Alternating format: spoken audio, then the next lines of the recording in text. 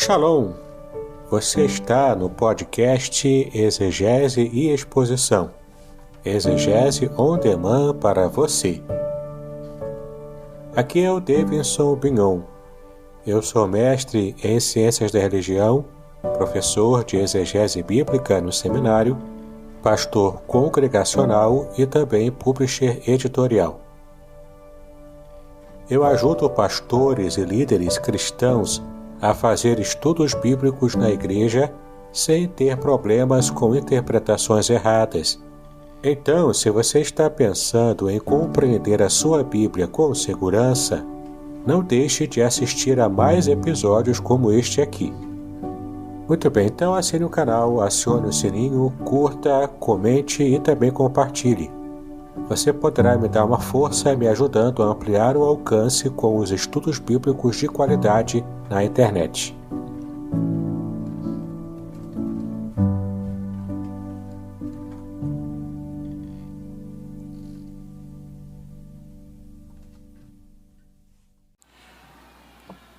Muito bem, meus queridos, bom dia.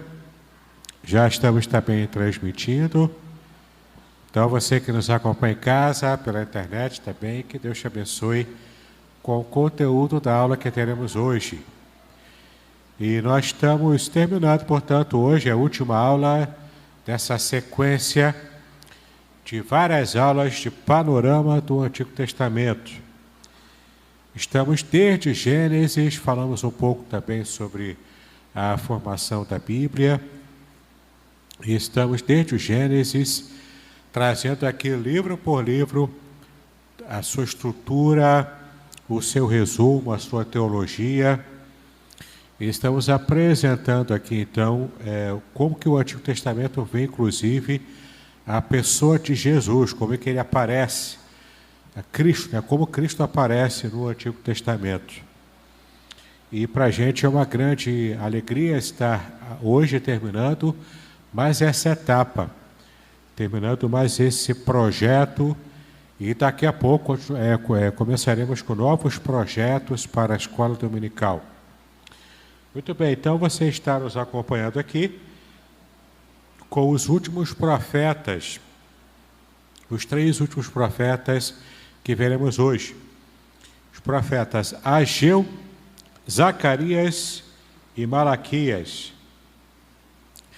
Veremos então como que nós podemos entender a mensagem desses profetas para o dia de hoje. E o primeiro profeta é o profeta Ageu. Como você pode ver ali na tela, o profeta Ageu. O nome do profeta significa festivo, ou então minha festa. O seu nome deve estar ligado ao fato de ele ter nascido no dia de alguma festa dos judeus. Ou também com respeito ao seu ministério que constou em estimular o povo a terminar a reconstrução do templo e então reiniciar a celebração das festividades religiosas dos judeus. Então, o primeiro profeta é Ageu, porque vem em hebraico, Hagai. Hag, em hebraico, significa festa. E festa, como nós também já estudamos aqui ao longo dessa temporada, de panorama do Antigo Testamento, a gente estudou aqui que Hag, festa, tem a ver com a rememorização. Está rememorando fatos antigos, atos antigos também. Então o povo resgata em sua memória esses atos antigos e miraculosos de Deus. E eles fazem isso através das festas, Hag em hebraico. O autor do livro é o próprio profeta Ageu. A tradição afirma ter nascido na Babilônia durante o cativeiro e veio para Jerusalém após o retorno da primeira leva de judeus. Então, o profeta Ageu, ele é nativo da Babilônia. Já nasceu lá, não é? Mas não é porque ele nasceu lá que o coração dele estivesse lá. Ele, de fato, foi usado por Deus com o coração pronto a falar para o seu povo, para o povo de Deus.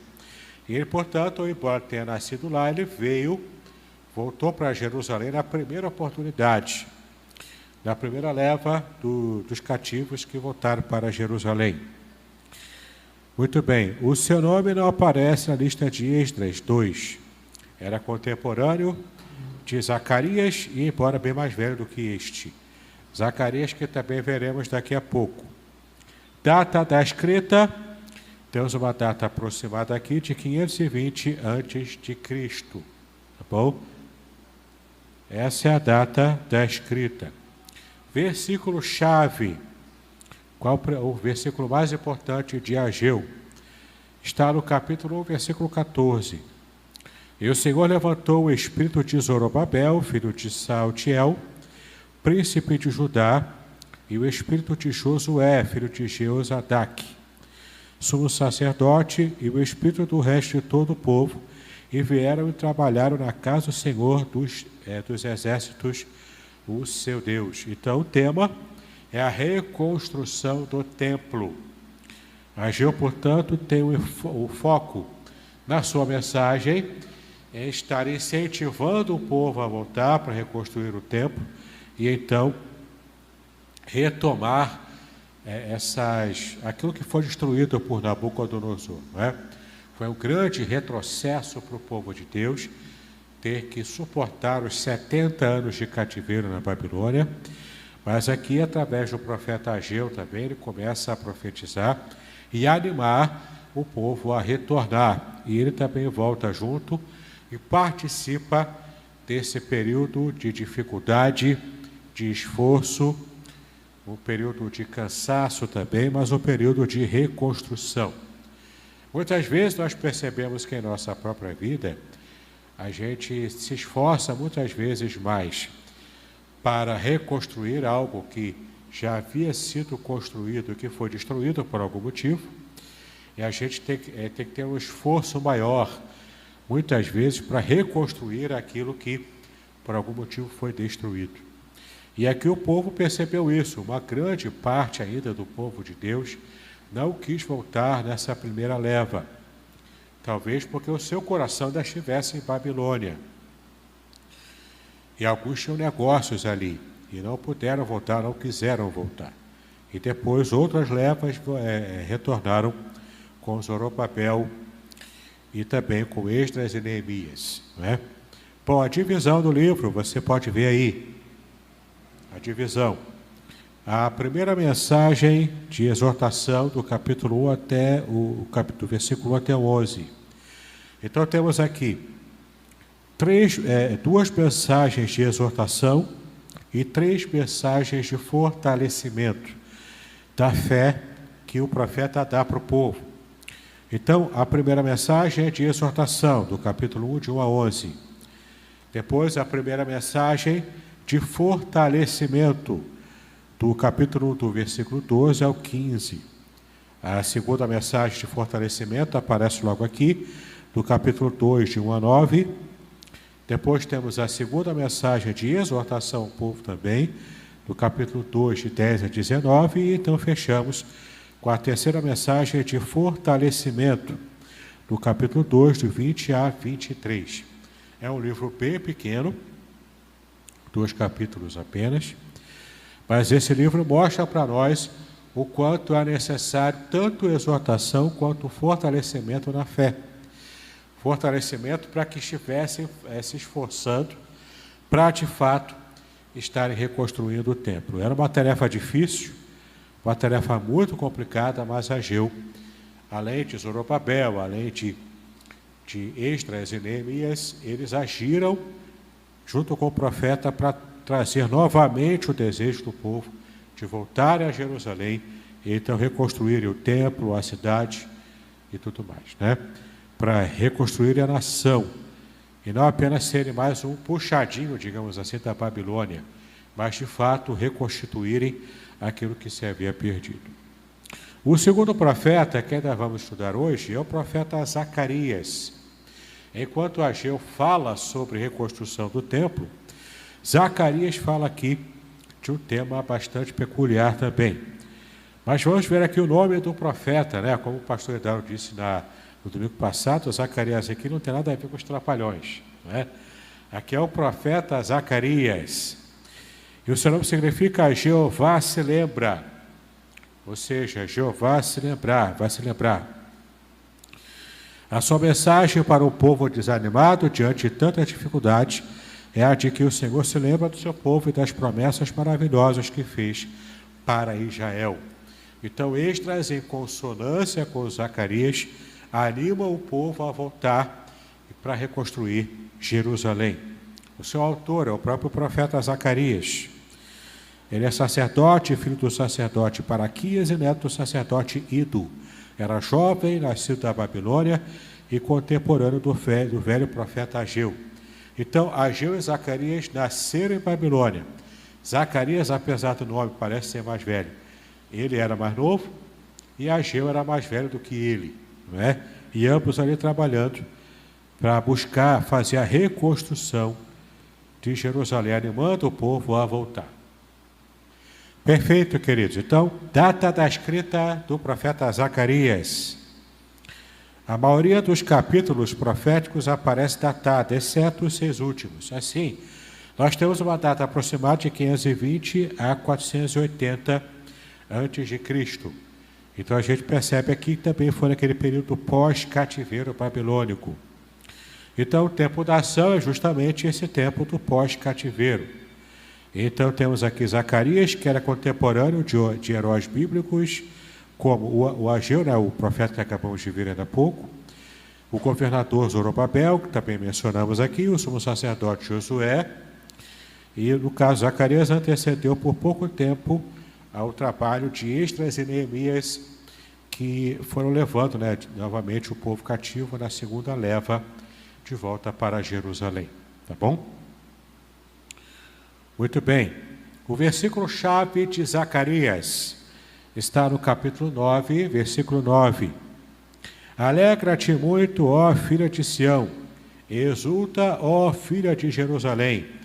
Eis que o teu rei virá a ti, justo e salvador, pobre e montado sobre o jumento, sobre um asninho, filho de jumenta. Não é? Então, nós temos aqui uma profecia clara e direta ao que nós, que já temos a compreensão do ministério de Cristo, aqui é uma profecia clara ao próprio Messias, e o modo como o Senhor entrou na cidade de Jerusalém, já no primeiro século aqui, né, da nossa era, entrando lá montado no jumento. E é interessante a gente também fazer um resgate aqui, até devido a essa profecia de Zacarias, por que o Messias não entrou montado num cavalo branco, cheio de pompas e circunstâncias, né? Que é a noção que a gente mais ou menos tem de um rei chegando vitorioso numa cidade, num cavalo branco, né, com soldados atrás dele e vitórias alcançadas, como de fato era na época romana, era assim que se fazia. Até mesmo na época grega era assim que se fazia.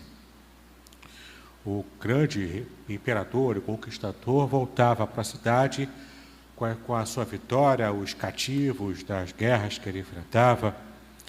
Mas por que Jesus, em vez de voltar mais ou menos nessa circunstância, ele volta no jumento? Do ponto de vista cultural, na cultura de Israel, o jumento era essa expressão de um rei, uma expressão antiga dentro da cultura judaica.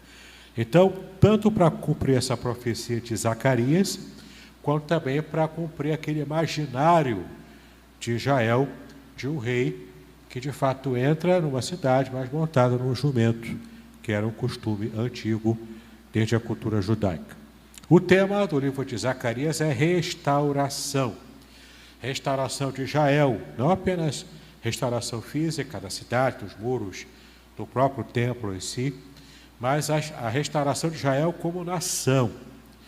E sempre se começa a restauração pelo coração da nação, que no caso era o templo. Antes de se pensar em reconstruir os muros da cidade, ou o palácio do rei, ou qualquer outra entidade ali também, estava, nesse momento, tendo a primeira preocupação da reconstrução e restauração do templo. inclusive encontrando o livro que havia sido escondido antes de Nabucodonosor invadir. Que livro é esse? É o rolo da Torá, não é?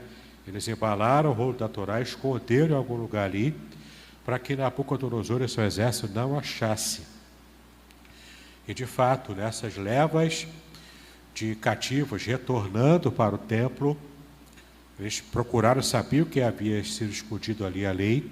Eles então procuraram os rolos da Torá e acharam. E então, com Esdras e Neemias, na segunda leva, eles fazem a leitura pública, e então ali começa a restauração também da alma de Israel, enquanto um povo que temia e servia a Deus. Divisão de Zacarias, em duas partes apenas. A primeira parte dos capítulos 1 a 8, é que fala do povo e o templo, ou seja, trata do presente para o profeta Zacarias. Ele fala de situações da reconstrução atual em sua época. E a segunda parte, do capítulo 9 ao 14, o Messias e a Israel eterna, o futuro para Zacarias. Então ele também trata do futuro para ele. Ele trata daquilo que já entendemos ser inclusive mensagem escatológica, tanto envolvendo o próprio Cristo, quanto também a restauração final e definitiva, eterna, com a Nova Jerusalém, que é essa restauração perfeita do reino de Deus implantado de modo completo e total na humanidade. Podcast Exegese e Exposição. Exegese on demand para você.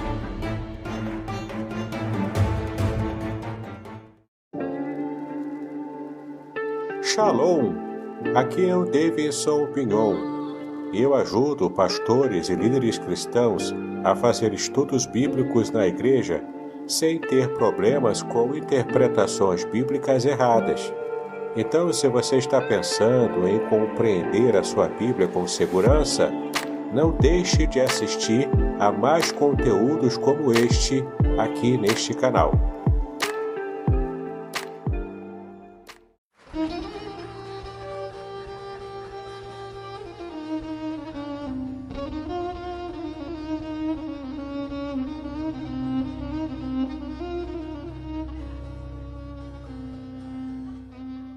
Shalom! Quero falar sobre o livro Revelações Originais do Salmo 23. Nesta obra, o reverendo Davidson Pignon nos convida a minerar pepitas de ouro escondidas no rico solo do Salmo 23. Todo livro é melhor compreendido em seu idioma original, em sua época original e em seu local original. Estamos distantes dos três no que diz respeito à Bíblia. Assim como o pastor guia as ovelhas, o reverendo tomará pela mão e o guiará em todo o trajeto para entender o Salmo 23 com todas as suas nuances que, infelizmente, se perdem em português. Numa época onde se tenta falsificar o sentido das escrituras utilizando os idiomas originais, o reverendo Pignon nos traz uma tradução correta do Salmo, e uma interpretação sóbria, sem exageros dos termos em hebraico que sofrem prejuízo na tradução para a língua portuguesa. Coisa horrível é comprar bijuteria pensando ser joia rara. Aqui não é o caso. Realmente você aprenderá a minerar pepitas de ouro com este livro. As minhas já estão guardadas no cofre. Você se surpreenderá e se emocionará com a profundidade dos sentidos das palavras do Salmo 23. Espero que este livro seja um refrigério para a sua alma, assim como foi para a minha.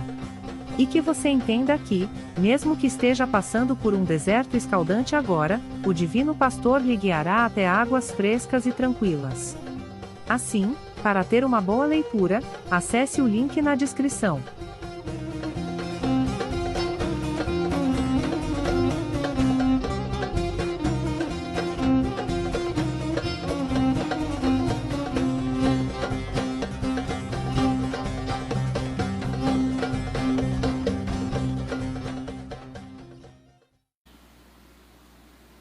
Malaquias, o nosso último profeta, onde terminamos então o Antigo Testamento com a palavra desse profeta Malaquias. O seu nome significa mensageiro de Jeová. ou seja, Malar, em hebraico, anjo, mensageiro, e Yahvé. Então, mensageiro de Jeová. O seu autor sobre o seu autor, claro, é o próprio profeta Malaquias, nada se conhece sobre ele, apenas que ele era contemporâneo de Esdras e Neemias, portanto, também dentro desse fundo, né, histórico do retorno do cativeiro. Data da escrita, provavelmente em 430 a.C. Aqui essa data é especulativa, mas dentro, né, do seu escopo histórico ali. Tempo da ação entre 445 a 400 a.C. Versículo-chave: Eis que eu envio o meu anjo que preparará o caminho diante de mim. E de repente virá ao seu templo o Senhor, a quem vós buscais, o anjo do concerto, a quem vós desejais, eis que vem, diz o Senhor dos exércitos. Então aqui também é uma palavra profética, e é sintomático que o último profeta, o último livro e o último profeta do Antigo Testamento aponta para o que vem como o Novo Testamento, inclusive pelo último profeta que não tem livro escrito, mas atuante, que era o profeta João Batista, João Batizador, João aquele que batizava as pessoas em Jerusalém naquele período. Então aqui, quando o profeta diz que eu envio meu anjo que preparará o caminho diante de mim, aqui é Deus falando de que haveria alguém que prepararia o caminho do próprio Filho de Deus, do próprio Senhor, que era João Batista, sendo o preparador então do caminho, ou seja, preparando com a sua mensagem, arrependei-vos e crede no Evangelho, não é? Era essa mensagem, portanto, que João Batista pregava sobre arrependimento e batismo também, o batismo para arrependimento, preparando então a mensagem que o próprio Cristo falaria, inaugurando então a mensagem do Evangelho do Reino de Deus. E aqui há a profecia dessa mensagem. E depois ele diz que de repente virá ao seu templo o Senhor. Por isso que a glória da segunda casa, o segundo templo, era maior do que a primeira, do que o da primeira. Não porque ele fosse maior ou mais suntuoso, mas porque o rei, o Senhor dos exércitos, estaria habitando, estaria frequentando esse templo, não é? Por isso que a glória seria maior. Tema, portanto, o livro de Malaquias, a última mensagem de Jeová. A última mensagem que Deus deixa oficialmente por um profeta, e depois desse período de profecia de Malaquias, quando termina a mensagem de Malaquias, tem um lapso de 400 anos, aproximadamente, em que Deus não envia profeta oficial. Depois desse tempo em que a história continua, Deus ainda continuava atuando na história, mas não mandando um profeta oficial para falar. E esse silêncio é rompido já no Novo Testamento, com João Batista sendo o último profeta nessa qualidade de profetas do Antigo Testamento. Tá? Bom, a divisão do livro. Você pode ver aí a divisão do livro. O amor de Deus por Israel, do capítulo 1, de 1 a 5. Depois, mensagens contra os sacerdotes, capítulos 1, de 6 a 2, versículo 9. Mensagens contra o povo também, capítulo 2, de 10 até 3, 18. E, por fim, o dia do Senhor e o sol da justiça, no capítulo 4. Então, você percebe aqui que ele começa falando sobre o amor de Deus por Israel, reafirmando o amor dele, apesar do cativeiro. Na verdade, mostrando que o cativeiro foi um ato de amor que Deus teve pelo seu povo para consertar e expurgar qualquer traço de idolatria e de toda aquela maldade que o povo fazia antes. Portanto, ele tem aqui mensagens contra os sacerdotes que haviam se corrompido lá no passado, que também contribuíram para que o cativeiro acontecesse. Mensagens contra o povo, de um modo geral, por causa dos seus pecados, da idolatria, violência, injustiça social e por aí vai. E por fim ele termina falando escatologicamente sobre o dia do Senhor e o sol da justiça. Aqui referência ao próprio Senhor Jesus. Então esse é o panorama dos 3 profetas finais. A gente teve uma noção assim do que esses 3 profetas falaram. E agora vamos fazer uma análise um pouco mais detalhada de alguns enxertos aqui que nós fizemos, de alguns destaques, sobre os 3 profetas. Então vamos começar pelo profeta Ageu. Ageu é o segundo menor livro do Antigo Testamento, somente maior do que Obadias.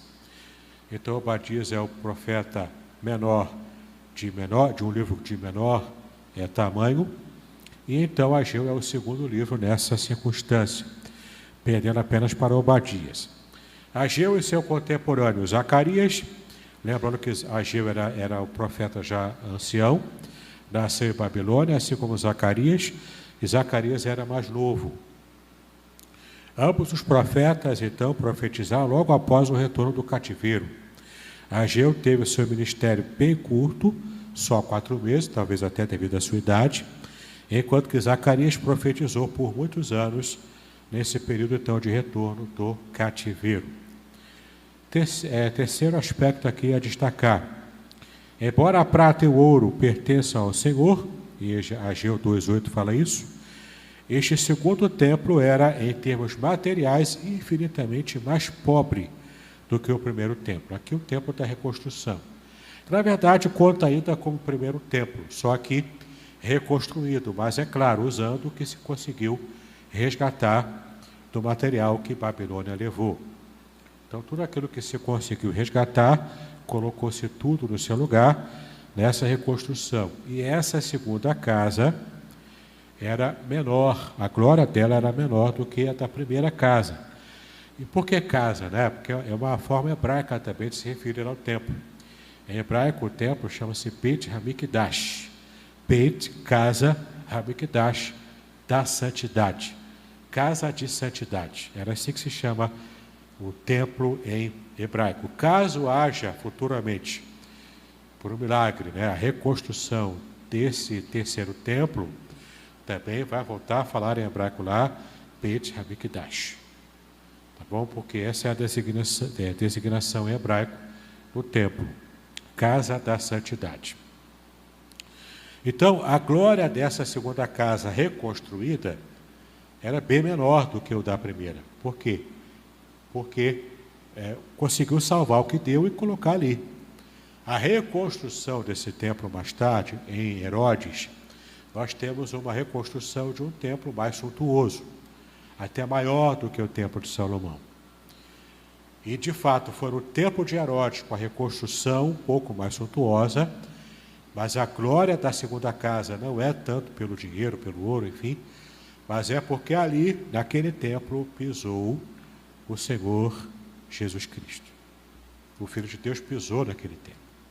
E profeticamente, portanto, essa é uma referência à glória desta segunda casa, que é maior do que a da primeira, sendo a primeira casa, o primeiro templo, Salomão, e o segundo templo, já na reconstrução, com Herodes, tá bom? Mas aqui se refere à reconstrução daquilo que deu para fazer desse primeiro templo ainda, tá bom? E como em Ageu 2,7 diz, o templo de Herodes, ele teve a sua glória maior, não pelo tesouro, não pelo ouro, mas porque ali pisou, como diz Ageu 2,7, o desejado de todas as nações. Uma referência profética ao Filho de Deus, ao Senhor Jesus Cristo. Tá bom? Ao Messias. Muito bem. Agora Zacarias. Zacarias parece ter sido morto no templo, naquele templo reconstruído. Aparentemente ele foi morto ali. Zacarias é considerado um livro messiânico e apocalíptico. Tal a riqueza de revelações do fim em tão poucas páginas. Ele só perde, na verdade, para Isaías. Isaías era um profeta messiânico hors concours, né, digamos assim. É um profeta messiânico por excelência. Zacarias, ele é um profeta menor, um texto bem menor, mas ele também é tido como profeta messiânico porque ele fala vários detalhes aqui sobre a vida do Senhor Jesus. Ele anuncia então a volta de Cristo sobre o Monte das Oliveiras, entre outras belas e detalhadas revelações messiânicas também, inclusive profecias que estão ainda em aberto para que haja cumprimento. E será o cumprimento escatológico. O sexto ponto para destaque aqui ainda em Zacarias, num dos textos messiânicos de Zacarias, o Messias aparece entrando em Jerusalém, montado sobre o jumentinho, como nós já vimos aqui. Esta passagem é citada por Mateus no momento da entrada triunfal de Jesus em Jerusalém, no capítulo 21 de Mateus. Não é? Então, ele é um profeta messiânico também.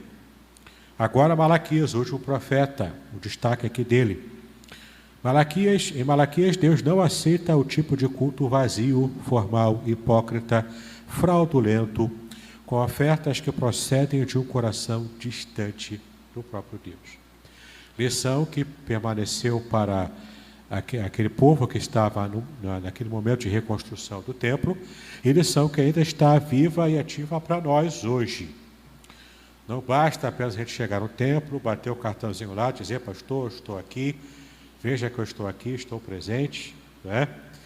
E você chega aqui, canta de qualquer maneira, e não preste atenção na palavra, não tem a sua vida tocada por Deus através do culto. O culto ele precisa ser vivido não de modo vazio, distante, hipócrita. Então, o profeta Malaquias luta contra isso na sua época. E, de fato, esse culto apenas exterior, hipócrita, esse tipo de culto, ele não agradou o coração de Deus e fez com que, então, o povo fosse levado cativo. Isso contribuiu muito para o cativeiro de 70 anos, que foi um retrocesso e foi um trauma muito grande para Israel. Em Malaquias, Deus condena os sacerdotes pelo exercício relaxado de seu ministério, amaldiçoando-os por isso também. Então, os sacerdotes, por estarem negligenciando o seu ofício, eles estavam, portanto, também tinham que contas a prestar a Deus, tinham que apresentar a Deus contas da sua responsabilidade mal administrada. Não é? Isso também é lição para nós, pastores, líderes, sacerdotes precisam se colocar diante do Senhor. Tem responsabilidade diante do Senhor. Isso é muito importante. Em Malaquias 4:6, o Antigo Testamento termina com a palavra maldição. E aqui tem um detalhe interessante, vocês vão saber já. Pois quem vivia em pecado e sob o domínio da lei, assim realmente se encontrava, ou seja, amaldiçoado. Cristo surge nos evangelhos e em todo o Novo Testamento com a mensagem de salvação, ou seja, a resposta e a quebra dessa maldição da lei, porque de fato o Antigo Testamento termina com essa palavra de maldição. E também da graça redentora e abençoadora de Deus que Cristo apresenta em Gálatas 3, versículos 13 e 14, você vai ver isso. E de fato, essa palavra maldição que termina Malaquias, era tão pesada para a própria cultura de Israel, para o povo do Senhor, que nas Bíblias hebraicas, Malaquias 4, 5, ou seja, Malaquias termina com o versículo 6. Mas o versículo 5, então, nas Bíblias hebraicas, eu estive olhando em casa, de fato é assim, o versículo 5 é repetido após o versículo 6.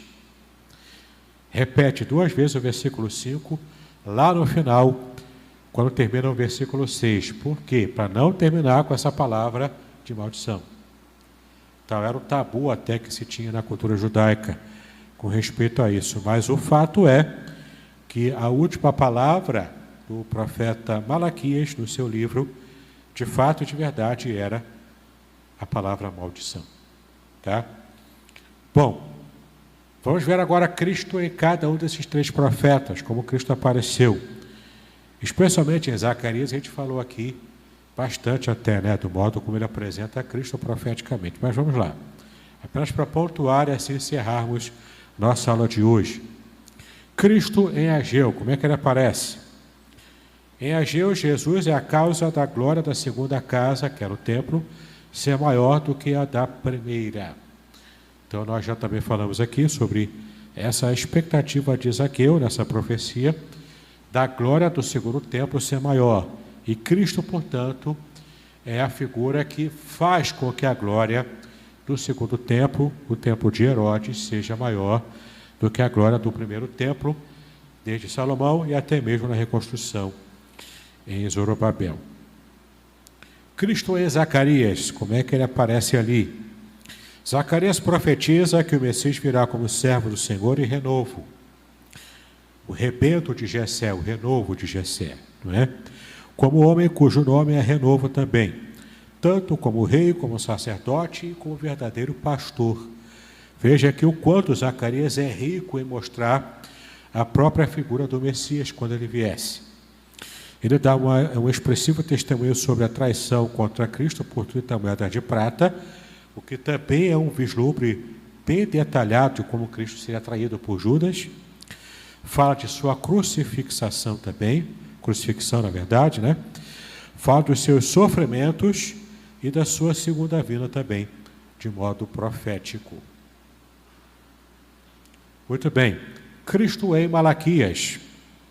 No último livro do Antigo Testamento, nós encontramos claras elocuções proféticas com respeito ao repentino aparecimento de Cristo. Então, temos aqui o anjo do novo concerto, ou seja, aquele dia será um tempo de julgamento para as nações.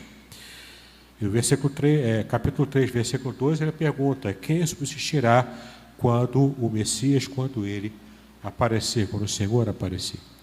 Ninguém por suas próprias forças pode, mas para aqueles que temem ao Senhor, que é o sol da justiça, para esses nascerá a salvação, que trará debaixo das suas asas. Não é? Então, temos aqui essas revelações proféticas a Cristo, nos 3 últimos profetas e em todo o Antigo Testamento, como nós vimos aqui, desde Gênesis até o presente momento. Tá? Fechando aqui na parte de exposição, nossas referências bibliográficas, a Bíblia Sagrada e o livro de Ângelo Gagliardi Júnior, Panorama do Antigo Testamento. E então, com essa mensagem, terminamos aqui a nossa parte de exposição e queremos abrir para perguntas e respostas. Cadê o Roque? O Roque está aí? É a última ação sua, Roque. Aproveita hoje, hein? Vamos lá, alguém quer fazer pergunta? Algum comentário, pergunta? É só levantar a mão que o Roque chega aí. Obrigado, pessoal. Tendo uma folga hoje, Roque? Ok, então. Vamos então encerrar, nos colocar em pé, fazer a oração final. Agradecer a Deus pela bênção de podermos estudar a sua palavra. E então, fecharmos esse ciclo de estudos da palavra de Deus. Você que nos seguiu até agora, Deus abençoe a sua vida. Muito obrigado pela sua atenção e pelo seu estudo também, né? Que Deus nos abençoe em nome do Senhor Jesus. Pai, nós te exaltamos pelo privilégio que nós temos em te adorar, te agradecer e glorificar o teu nome, Senhor, através da nossa vida. Pedimos a tua graça e a tua misericórdia renovadas sobre nós, para que possamos, ó Pai, em nome de Jesus, estarmos colocando em prática tudo aquilo que aprendemos ao longo dessa jornada. Que as lições do Antigo Testamento sejam renovadas em nossa mente, em nosso coração, para que sempre tenhamos, ó Pai, esse intuito de fazer a Tua vontade, de, ó Pai, colocarmos em prática tanto os exemplos bons quanto os exemplos ruins também, e então termos uma vida cristã que agrade mais ao Teu coração. Continua falando conosco, nos abençoando, nos dando a Tua graça, é como nós te pedimos agora e para sempre, Senhor, em nome de Jesus, hoje e para sempre. Amém e amém.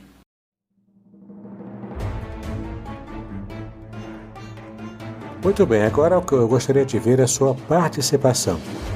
Entre em contato comigo, compartilhe a sua experiência comigo e quem sabe até se você enviar em formato de áudio, eu possa aproveitar a sua experiência para apresentar no próximo episódio do podcast Exegese e Exposição. Eu sou Davidson Bignon e eu ajudo pastores e líderes cristãos a fazer estudos bíblicos da igreja, sem terem problemas com interpretações erradas. Se você então está pensando em compreender a sua Bíblia com segurança, não deixe de assistir a mais episódios como este aqui. Então, assine o canal, acione o sininho, curta, comente e também compartilhe. Ajude-me a ampliar o alcance com estudos bíblicos de qualidade na internet. Que Deus abençoe os seus estudos, paz e bênçãos sobre a sua vida.